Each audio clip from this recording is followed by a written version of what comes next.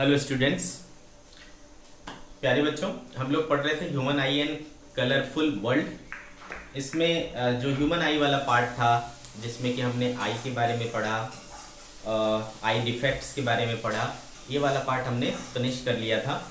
आगे बढ़ेंगे और सबसे पहले ये जानेंगे कि भगवान ने हमें दो आंखें क्यों दी, है ना, एक ही क्यों नहीं दिया। ठीक है, तो भाई इसके पीछे भी लॉजिक है। क्या लॉजिक है कि देखो, आप कोशिश करो एक आइज को क्लोज करके, ठीक है, एक आइज को क्लोज करके आप देखने की कोशिश करो, तो आप देख पाओगे कि लगभग ऑलमोस्ट इतना से लेकर के इतना, इतने एंगल तक की चीजें आप देख पा रहे हो। ठीक है, ऐसा। लेकिन जब आप दोनों आइज को ओपन करते हो तो आप देख पाते हो कि हमारा जो देखने का वो है एंगल, है ना, एंगल ऑफ व्यू, वो काफी ज्यादा बढ़ जाता है। सारी बात समझ में, काफी ज्यादा बढ़ जाता है। ठीक है, तो एक तो ये पर्पस हो गया कि जो हमारा व्यूइंग एंगल है, जितने एंगल में हम देख सकते हैं, ठीक है, वो हमारा बढ़ जाता है। इसके वजह से, दो आईज की वजह से। फिर प्लस दूसरी चीज क्या होती है, आप एक पेन लो, है ना, ऐसा पेन लो और इसको, है ना, एक आईज को क्लोज करके, है ना, एक आईज को क्लोज करके इसकी पोजीशन देखने की कोशिश करो। ठीक है, फिर दूसरी आईज को बंद करके इसके पोजीशन को देखने की कोशिश करो, तो आपको लगेगा कि ये इधर उधर शिफ्ट हो गया। होता है ऐसा, है ना। एक आईज को बंद करके देखा तो कहीं और दिखेगा, एक दूसरे आईज को बंद करके देखोगे तो कहीं और दिखेगा, और जब दोनों आईज को ओपन करके देखोगे तब ये प्रॉपर दिखेगा।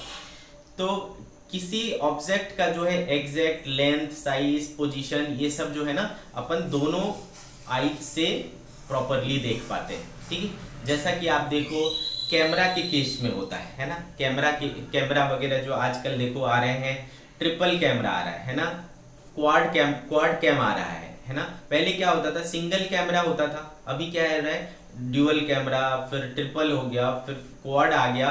तो इससे क्या फायदा होता है, ठीक है बेटा। तो देखो आजकल इमेज की क्वालिटी बढ़ गई। कैसे कैसे कि एक उसमें से चार अगर कैमरे हैं तो एक जो है फोकसिंग के लिए होता है, एक मान लो विड्थ के लिए होता है, एक लेंथ के लिए होता है, एक डेप्थ के लिए होता है। तो ऐसी अलग अलग फंक्शन है उसके। ठीक है, तो हमारे पास भी जब दो आईज आती है तो हम क्या कर पाते हैं बेटा, ज्यादा बेहतर टाइप से फोकस कर पाते हैं, ज्यादा बेहतर ढंग से हम उसको डेप्थ, लेंथ, विड्थ, ये सारी चीजें अच्छे से हम उसकी पहचान सकते हैं। ठीक है, एक आई से करना मुश्किल होता है। आ रही बात समझ में, क्लियर है। तो किसी ऑब्जेक्ट का जो प्रॉपर इमेज बनता है, proper width, proper length, proper depth, सब कुछ जो है आपको मिलता है किससे, दोनों आईज से जो इंफॉर्मेशन हमारे ब्रेन में पहुंचता है तब हमको प्रॉपर दिखाई देता है वो चीज। ठीक है, तो इस तरीके से, है ना, ड्यूअल, दो जो आंखें हैं होने के कारण दो है। ठीक है, reason of having two eyes। ठीक है, reason of having two eyes. Okay, तो पहला हो गया बेटा, फर्स्ट हो गया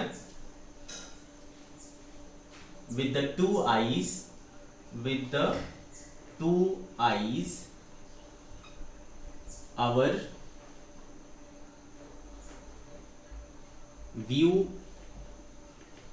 viewing angle becomes more wide। ठीक है, ये क्या हो जाता है बेटा, और ज्यादा बढ़ जाता है। आगे बात समझ में, मोर वाइड। सेकंड सेकंड थिंग क्या है बेटा, कि जो ऑब्जेक्ट की प्रॉपर लेंथ, विड्थ, पोजीशन है वो हमको दोनों आंखों से सही सही मिलती है। ठीक है, प्रॉपर इंफॉर्मेशन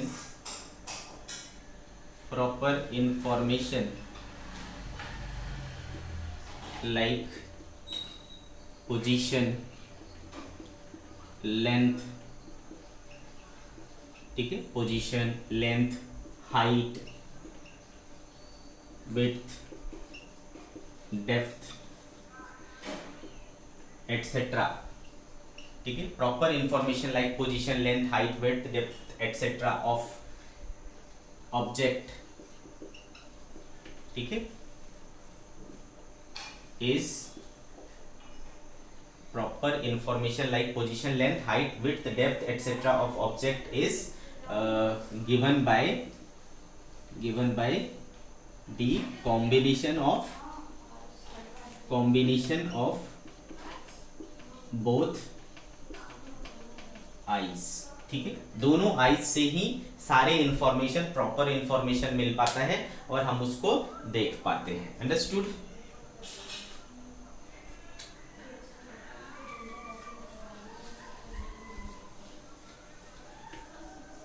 तो ये कुल मिलाकर के आई से रिलेटेड सारी चीजें कंप्लीट होती है बच्चे।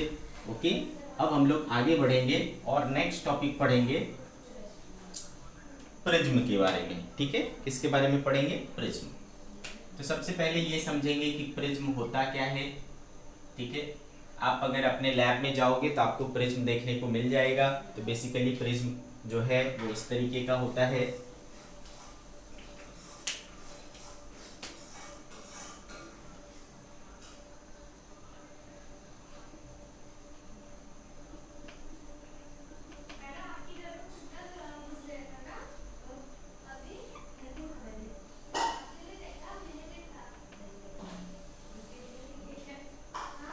ठीक है, ये इस तरीके का दिखता है आपको। क्लियर है? तो बेटे एक प्रिज्म जो होता है जनरली वो किसी ना किसी ट्रांसपेरेंट मीडियम का होता है। ओके, किसी ना किसी ट्रांसपेरेंट मीडियम का होता है।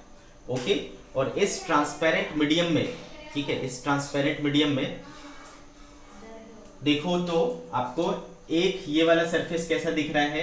रेक्टेंगुलर सरफेस दिख रहा है। ये वाला सरफेस कैसा दिख रहा है? रेक्टेंगुलर दिख रहा है। पीछे वाला सरफेस कैसा दिख रहा है? रेक्टेंगुलर दिख रहा है। ये टॉप वाला सरफेस कैसा दिख रहा है? ट्रायंगुलर। बॉटम सरफेस कैसा दिख रहा है? ट्रायंगुलर। तो इस तरीके से ये क्या है?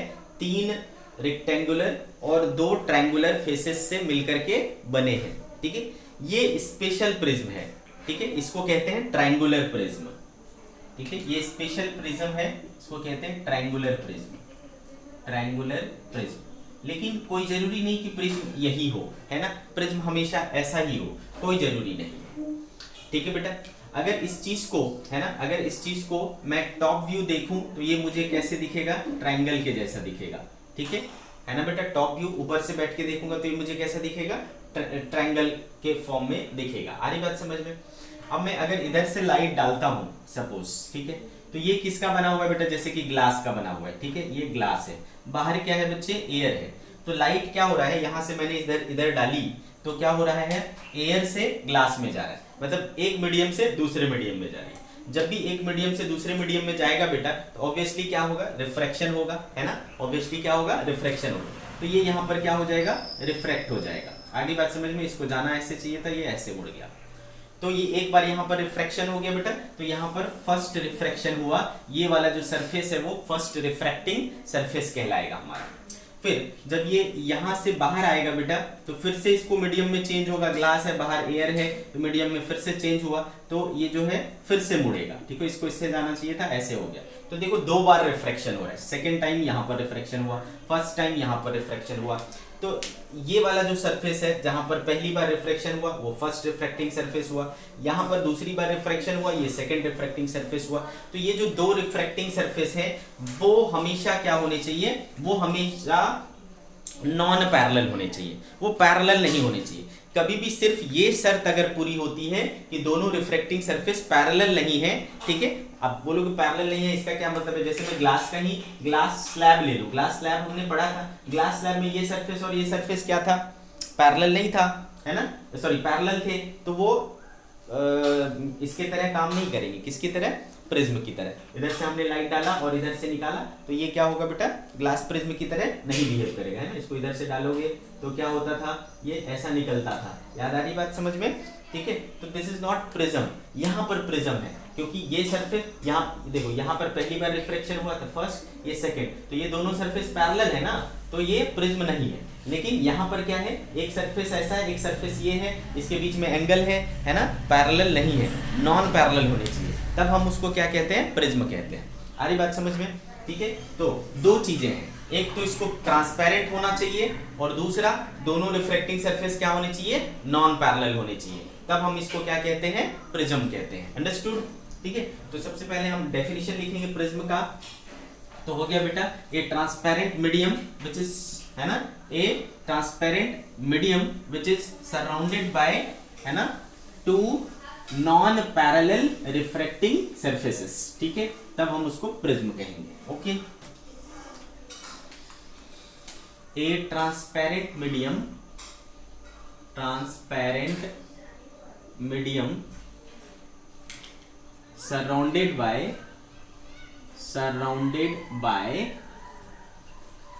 two non-parallel refracting surface। Refracting surface मतलब बेटा जहां पर रिफ्रैक्शन होगा। ठीक है, two non parallel refracting surface is called prism. ठीक है, इज कॉल्ड प्रिज्म। आ गई बात समझ में? तो कोई भी ये कंडीशन अगर फुलफिल करेगा तो वो प्रिज्म की तरह बिहेव करेगा। आ गई बात समझ में? तो जो वाटर ड्रॉपलेट्स होते हैं, देखो वाटर के ड्रॉप स्फेरिकल होते हैं, इस पर मान लो इधर से लाइट पड़ी ऐसा, तो देखो बेटा क्या हो रहा है, ये और ये सरफेस क्या है, पैरेलल है क्या, नहीं है, तो यहाँ पर क्या होगा, ये प्रिज्म की तरह बिहेव करेगा। इवन वाटर ड्रॉपलेट जो है वो कैसा बिहेव कर सकता है, प्रिज्म की जैसा बिहेव कर सकता है। ठीक है, आपने ये देखा है, लेंस देखा है ना, इसमें बताओ दोनों सरफेस पैरेलल है क्या, नहीं है, ये भी प्रिज्म की जैसा बिहेव कर सकता है। ये वाला लेंस था, इसमें बताओ ये दोनों पैरेलल है क्या, नहीं है, ये भी लेंस की प्रिज्म की जैसा बिहेव कर सकता है। तो कोई भी चीज प्रिज्म के जैसा बिहेव कर सकता है। ये प्रिज्म के जैसा बिहेव करेगा क्या, ये प्रिज्म के जैसा बिहेव नहीं करेगा अगर मैं लाइट इधर से डालूंगा और इधर से निकालूंगा, लेकिन ये भी प्रिज्म की जैसा बिहेव करेगा अगर मैं लाइट इधर से डालूं और इधर से निकालूं। तो इधर से डाल के इधर निकालूंगा तो ये रिफ्रैक्टिंग सरफेसेस हुए, तो ये दोनों पैरेलल है, नहीं है, तो ये प्रिज्म की तरह बिहेव करने लगेगा। तो बस, है ना, शेप वगैरह से कोई मतलब नहीं है, बस आपको ये देखना है कि उनके जो दोनों रिफ्रैक्टिंग सरफेस है, जहां जहां से रिफ्लेक्शन हो रहा है, वो पैरेलल है या नहीं है। पैरेलल नहीं होने चाहिए, पैरेलल हुआ तो वो नहीं बनेगा प्रिज्म, पैरेलल नहीं है तो वो प्रिज्म है। अंडरस्टूड? ठीक है, सिंपल सा काम है। लेकिन हम जो जनरली यूज करते हैं वो कौन सा है, ट्रायंगुलर प्रिज्म। ठीक है, तो ट्रायंगुलर प्रिज्म क्या हुआ, ट्रायंगुलर प्रिज्म ये क्या हुआ बेटे, तो इसमें आपको दिख रहा है कि ये भी क्या रहेगा बेटा, किसी ट्रांसपेरेंट मीडियम का बना रहेगा। पहली बात, किसी ना किसी ट्रांसपेरेंट मीडियम का बना रहेगा। फिर इसमें देखो आपको कितने सरफेसेस दिख रहे हैं, 1 2 और पीछे 3 रेक्टेंगुलर सरफेस दिख रहे हैं और 2 ट्रायंगुलर सरफेस दिख रहे हैं। ठीक है, तो हम कह सकते हैं कि एक ऐसा ट्रांसपेरेंट मीडियम जो 3 रेक्टेंगुलर सरफेसेस और 2 ट्रायंगुलर सरफेसेस से बाउंडेड हो, उसको हम ट्रायंगुलर प्रिज्म कहेंगे। ठीक है, ए transparent medium, A transparent medium which is surrounded by 3 rectangular surfaces and 2 triangular surfaces,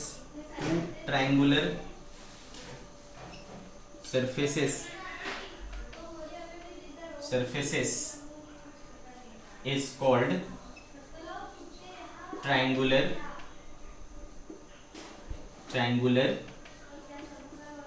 prism, is called triangular prism। समझ गए? ट्रायंगुलर प्रिज्म का फोटो बना लोगे, ये हो गया आपका triangular prism.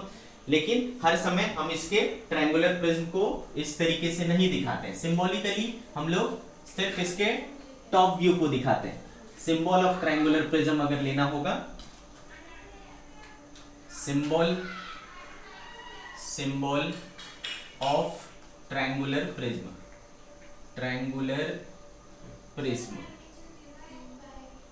symbol of triangular prism। तो आप क्या करोगे, ऊपर से देखोगे तो ये क्या दिखेगा बेटा, आपको ट्रायंगल दिखेगा, this is the triangle only. तो इसलिए आप देखोगे बुक में अक्सर आपको ऐसा ही दिखाया रहता है। तो ये हो गया बेटा आपका ट्रायंगुलर प्रिज्म का सिंबल। अब इससे रिलेटेड कुछ चीजें हैं जो आपको जाननी है। ठीक है, इसमें पहला चीज है आपको एंगल ऑफ प्रिज्म जानना। ठीक है, एंगल ऑफ प्रिज्म क्या होता है,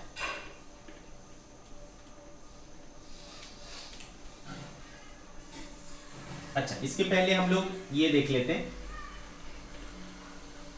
आखिर रिफ्रैक्शन कैसे होता है प्रिज्म में, है ना। Refraction through prism, refraction through prism, ठीक है। चलो बात करते हैं। तो ये मान लो बेटा एक प्रिज्म है, ओके। हमने क्या किया, एक लाइट रे यूं डाला, ओके। तो ये क्या हो गया बेटा, इंसिडेंट रे हो गया। मान लो ये P और ये पॉइंट क्या है Q, तो PQ क्या हो गया, इंसिडेंट रे हो गया। बाहर क्या है बेटा, एयर है, अंदर क्या है, ग्लास है, तो अलग मीडियम हो गया।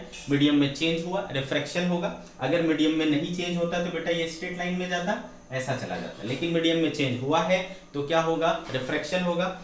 ये पॉइंट हो गया बेटा, तो ये पॉइंट ऑफ इंसिडेंस हो गया। इस पर अगर एक परपेंडिकुलर डाल लेंगे बच्चे तो ये क्या हो जाएगा, नॉर्मल का काम करेगा। तो आपने पढ़ा है कि अगर रेयर टू डेंसर में रिफ्रैक्शन होता है तो टुवर्ड्स द नॉर्मल बेंड हो जाते हैं, तो ये क्या होगा, इस तरफ बेंड हो जाएगा, ऐसा।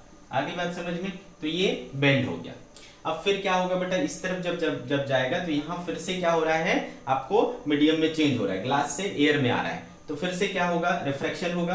रिफ्रैक्शन होने के लिए ये यहाँ पर इंसिडेंट रे हो गया बेटा, इंसिडेंट रे हो गया तो यहाँ पर आपको एक नॉर्मल डालना पड़ेगा, तो ये आपका नॉर्मल हो गया, है ना। अगर मीडियम में चेंज नहीं होता है तो इसलिए ऐसा जाता, लेकिन मीडियम में चेंज हुआ है, और कैसे हुआ है, डेंसर टू रेयर हुआ है। तो डेंसर टू रेयर जाने पर क्या होता है बेटा, अवे फ्रॉम दी नॉर्मल हो जाता है, तो ये हो गया आपका अवे फ्रॉम दी नॉर्मल, ठीक है। इसको नाम रख लेता हूं मैं बेटा RS, ठीक है, RS। आगे बात समझ में, तो आप क्या देख पा रहे हो बेटा, PQ क्या है आपका, PQ क्या है, इंसिडेंट रे है, और RS वो रे है जो बाहर आया है प्रिज्म से। प्रिज्म के अंदर जाने वाला रे PQ है, बाहर आने वाला रे RS है, ठीक है। तो ये जो PQ है इसको हम कहते हैं इंसिडेंट रे। PQ क्या है बेटा, इंसिडेंट रे है, और RS को कहते हैं हम लोग इमर्जेंट रे। RS इज इमर्जेंट रे, बाहर आने वाले रे को इमर्जेंट रे कहा जाता है। तो बेटा पहला रिफ्रैक्शन कौन से सरफेस पे हुआ, इस सरफेस पे। दूसरा रिफ्रैक्शन कौन से सरफेस पे हुआ, ये सरफेस पे। तो ये हुआ रिफ्रैक्टिंग सरफेस 1 और ये हुआ रिफ्रैक्टिंग सरफेस 2। इन दोनों सरफेस के बीच में क्या आपको एक एंगल दिख रहा है बेटा, ये एंगल, इस एंगल को कहते हैं एंगल ऑफ प्रिज्म, ठीक है। इस एंगल को क्या कहते हैं, एंगल ऑफ प्रिज्म,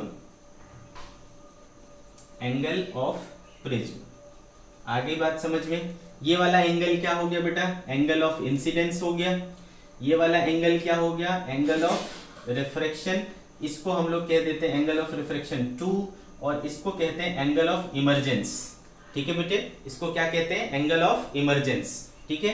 तो angle I is angle of incidence, angle of incidence, angle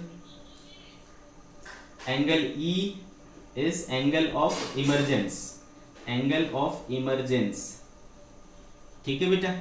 plus आपको क्या दिख रहा है कि ये देखो इंसिडेंट रे का डायरेक्शन है और ये इमर्जेंट रे का डायरेक्शन। इसको पीछे करो तो आपको एक एंगल बनता हुआ दिखेगा, इसको कहते हैं एंगल ऑफ डेविएशन। क्यों क्यों क्यों एंगल ऑफ डेविएशन, क्योंकि जा ऐसे रहा था और मुड़ के ऐसे हो गया, तो इतने एंगल से क्या हो गया बेटा, बेंड हो गया ये, है ना। ओरिजिनली ये किधर जा रहा था, ऐसा, और प्रिज्म से बाहर आया तो कैसे आया, ऐसा। तो इतने एंगल से ये क्या हो गया है, डेविएट हो गया है। This is angle of deviation. तो del is angle of deviation, angle of deviation. तो ये है ना, प्रिज्म में रिफ्रैक्शन कैसे होता है ये चीज। तो आपको जब बोलेगा कि प्रिज्म में रिफ्रैक्शन दिखाओ तो आप ये डायग्राम बना के दिखा दोगे, और जो इसकी चीजें हैं उसको आप एक्सप्लेन कर दोगे, ठीक है। कैसे बेटा, जैसे कि एंगल ऑफ प्रिज्म क्या है, angle of prism, angle of prism क्या है, ठीक है। तो बेटा क्या दिख रहा है एंगल ऑफ प्रिज्म, ये वो एंगल है जो दोनों रिफ्लेक्टिंग सरफेस के बीच बनता है, ठीक है। तो the angle subtended between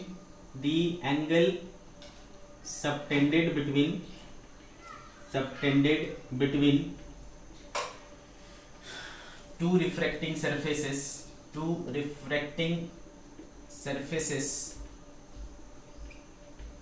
is called angle of prism, angle of prism. ठीक है, ये हो गया आपका एंगल ऑफ प्रिज्म की कहानी। दूसरा आपसे पूछा जाएगा एंगल ऑफ डेविएशन क्या होता है। ठीक है, दूसरा आपसे पूछा जाएगा एंगल ऑफ डेविएशन। तो एंगल ऑफ डेविएशन, ठीक है, डेल, ये क्या हो गया बेटा, इंसिडेंट रे है ना, इंसिडेंट रे और इमर्जेंट रे के बीच का एंगल। ठीक है, इंसिडेंट रे और इमर्जेंट रे के बीच का एंगल को क्या कहते हैं, एंगल ऑफ डेविएशन कहते हैं। The angle between incident ray and emergent रे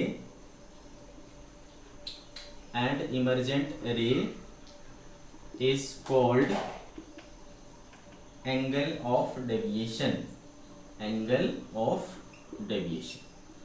ठीक है, तो ये रही कहानी आपको रिफ्रैक्शन थ्रू प्रिज्म की। ओके बच्चे, रिफ्रैक्शन थ्रू प्रिज्म आपको समझ में आ गया। ठीक है,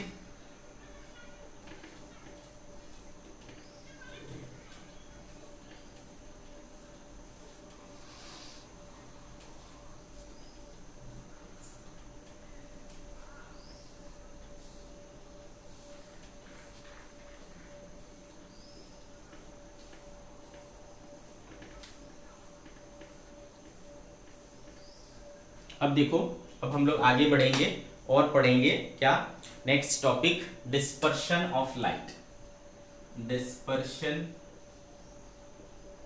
ऑफ लाइट। चलो, इसमें अगेन हम एक प्रिज्म बनाएंगे। प्रिज्म बना लिया, न्यूटन साहब को आप जानते हो। ठीक है, न्यूटन साहब ने क्या किया, एक प्रिज्म लिया और उस प्रिज्म पर एक व्हाइट लाइट डाला। क्या डाला बेटा, व्हाइट लाइट, व्हाइट लाइट। ठीक है, व्हाइट लाइट डाला तो उन्होंने क्या देखा कि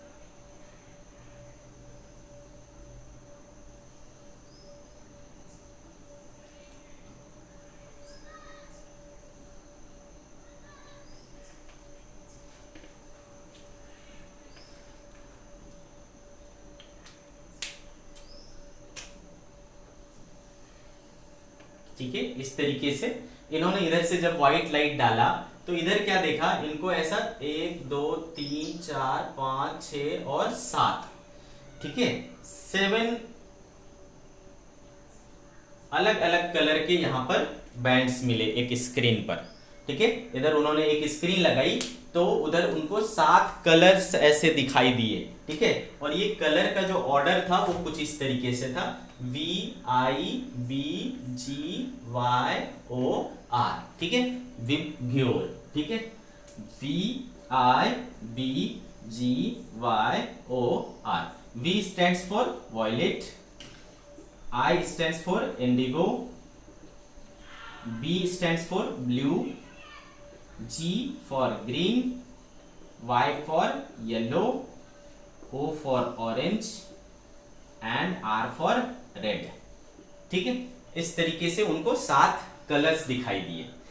तो उन्होंने क्या कंक्लूड किया, उन्होंने कहा कि व्हाइट लाइट जो है वो एक्चुअल में इन 7 कलर का कॉम्बिनेशन है। ठीक है, व्हाइट कलर क्या है, 7 कलर का कॉम्बिनेशन है। मतलब व्हाइट कलर में ऑलरेडी 7 कलर होते हैं। कौन कौन से, violet, indigo, blue, green, yellow, orange और रेड। उस व्हाइट लाइट को जो कि कॉम्बिनेशन है 7 कलर का, उसको जब प्रिज्म से गुजारा जाता है तो वो क्या होता है, अपने कंस्टिट्यूएंट कलर्स में टूट जाते हैं, ब्रेक हो जाते हैं, स्प्लिट हो जाते हैं। ठीक है, और इस घटना को उन्होंने क्या बोला कि डिस्पर्शन ऑफ लाइट कहेंगे। इस घटना को क्या कहेंगे, डिस्पर्शन ऑफ लाइट कहेंगे। अंडरस्टूड।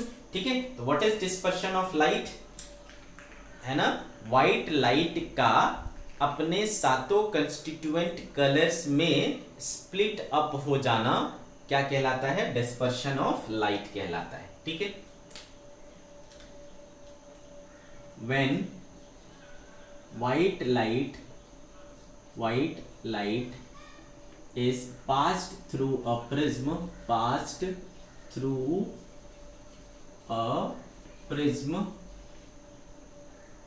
ठीक है, when white light is passed through a prism, it splits into its 7 constituent colors. This phenomena is known as dispersion of light. इसको हम लोग कहते हैं डिस्पर्शन ऑफ लाइट। आगे बात समझ में आपको है ना, इसको कहते हैं हम लोग डिस्पर्शन ऑफ लाइट। ठीक है, तो क्या हुआ by dispersion of light? When white light is pass through a prism, ये अपने 7 कलर में बट जाता है। इस घटना को हम लोग क्या कहते हैं? डिस्पर्शन कहते हैं। डिस्पर्स मतलब फैल जाना। आगे कहानी समझ में, तो ये है डिस्पर्शन। आगे अब सवाल उठता है कि ऐसा हुआ क्यों हुआ सर ऐसा? ठीक है, क्यों हुआ? तो बेटे अगर मैं इनको ऐसा करूं, ठीक है, और इसको ऐसा मिलाऊं, ठीक है, इस तरीके से, तो आपको पता है कि ये क्या है बेटा? इंसिडेंट रे का डायरेक्शन है, और ये सब क्या है? इमर्जेंट रे है। ये इंसिडेंट 1 हुए थे और इमर्ज 7 हुए, है ना? यही मतलब हुआ इसका। इंसिडेंट 1 हुए थे और इमर्ज 7 हुए। क्लियर है मेरी बात? तो इंसिडेंट रे और इमर्जेंट रे, है ना, इंसिडेंट रे और इमर्जेंट रे के बीच का एंगल क्या कहलाता है? एंगल ऑफ डेविएशन कहलाता है। तो देखो बेटा, इसका एंगल ऑफ डेविएशन अलग है रेड का, इसको मैं डेल आर बोल सकता हूं, और वॉयलेट का एंगल ऑफ डेविएशन क्या है? अलग है। सबसे ज्यादा कौन डेविएट हुआ है? वॉयलेट हुआ है, और सबसे कम कौन हुआ है? रेड हुआ है, और बाकी उनके बीच में है। तो हमको एक चीज तो क्लियर दिख रहा है कि यहाँ पर क्या हो रहा है कि अलग अलग कलर जो है वो अलग अलग एंगल से डेविएट हुए हैं, है ना? अलग अलग कलर जो है वो अलग अलग एंगल से डेविएट हुए हैं। आ रही बात समझ में? ठीक है, तो ये जो अलग अलग कलर का अलग अलग एंगल के साथ डेविएट हो रहा है, यही कारण है डिस्पर्शन का। This is the reason behind the dispersion. ठीक है, तो व्हाट अगर आपसे कोई पूछता है कि रीजन क्या है? Reason of dispersion, cause of dispersion, ठीक है, कॉज ऑफ डिस्पर्शन, तो आप क्या बोलोगे बेटा? डिफरेंट कलर्स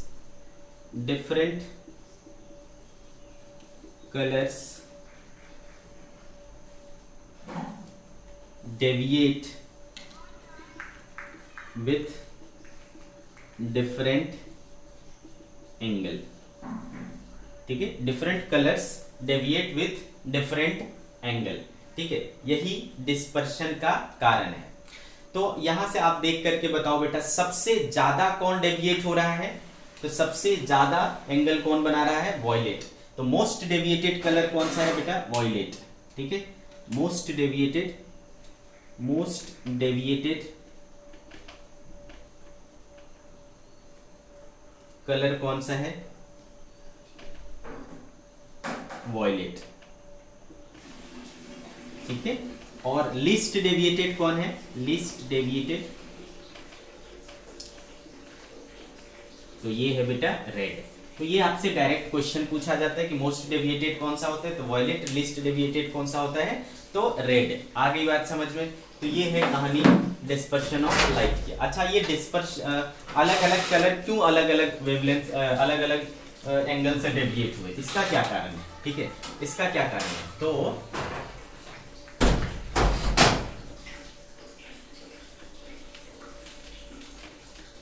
ठीक है, एक फॉर्मूला होता है एंगल ऑफ डेविएशन का, है ना?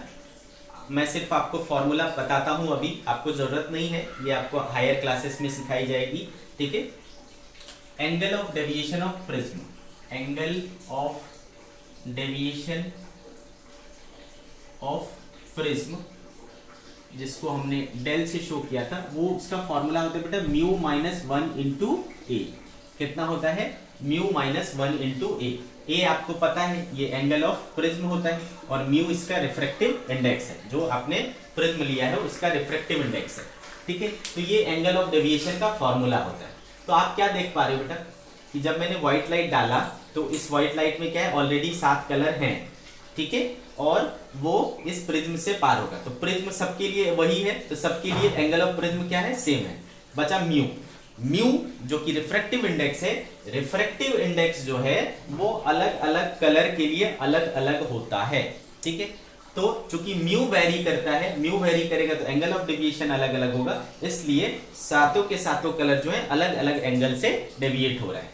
ठीक है, आ रही बात समझ में? तो यहां से हमको दिखा कि एंगल ऑफ डेविएशन म्यू पर डिपेंड करता है, और म्यू जो है कलर पर डिपेंड करता है। कलर यानी क्या, कलर यानी क्या, उसके वेवलेंथ पर डिपेंड करता है। ठीक है, तो इसको भी याद रख लो कि कैसे डिपेंड करता है इस पर। ठीक है, तो इसके लिए एक इक्वेशन होता है बेटा। ठीक है,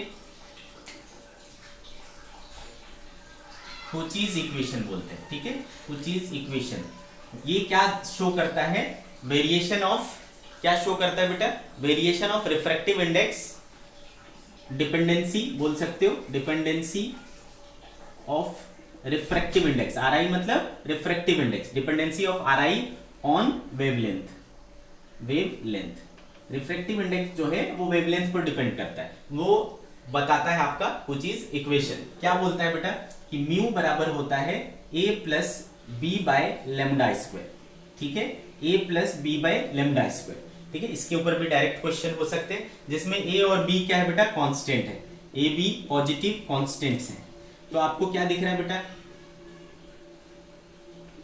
आपको क्या दिख रहा है, म्यू और लेमडा में कैसा रिलेशन है, इनवर्स रिलेशन है ना, म्यू और लेमडा में इनवर्स रिलेशन है। क्लियर है ना आपको? ठीक है बेटे, म्यू और लेमडा में इनवर्स रिलेशन है। तो देखो जिसका लेमडा कम होगा, अच्छा ये जो देखो विब्ग्योर हमने बनाया है, ठीक है, ये इसमें सबसे कम वेवलेंथ वॉयलेट का होता है, और सबसे ज्यादा लेमडा जो है इसका होता है वेवलेंथ, यानी इंक्रीजिंग ऑर्डर में है ना, वेवलेंथ के इंक्रीजिंग ऑर्डर में है।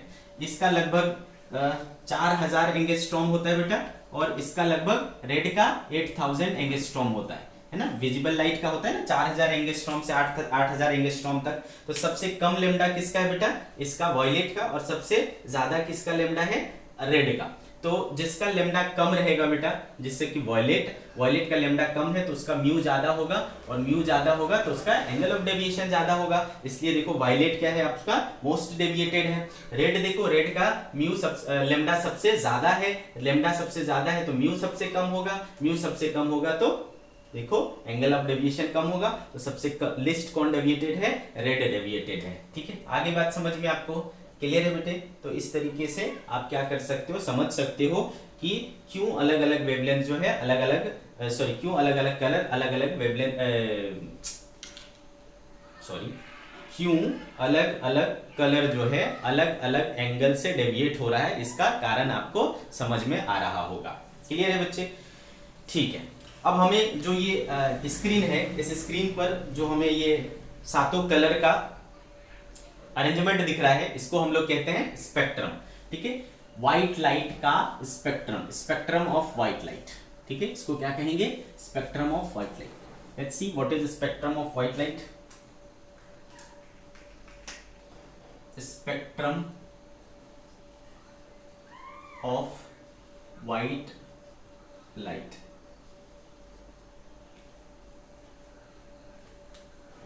ठीक है, ऑर्डरली अरेंजमेंट, ऑर्डरली अरेंजमेंट, ठीक है, और orderly arrangement of 7 colours of white light, of white light on increasing or decreasing order of frequency or wavelength, frequency or wavelength is called spectrum of white light, spectrum of white light. ठीक है, अगर हम सातों colour को उसके wavelength या frequency के बढ़ते या घटते क्रम पर सजा देते हैं, अरेंज कर देते हैं एक ऑर्डर में, तो वो क्या कहलाता है, स्पेक्ट्रम ऑफ वाइट लाइट कहलाता है। तो this is the spectrum of white light, इसको बना लेंगे यहां पर। ये भी क्या कहलाएगा बेटा, spectrum of white light, spectrum of white light. Understood?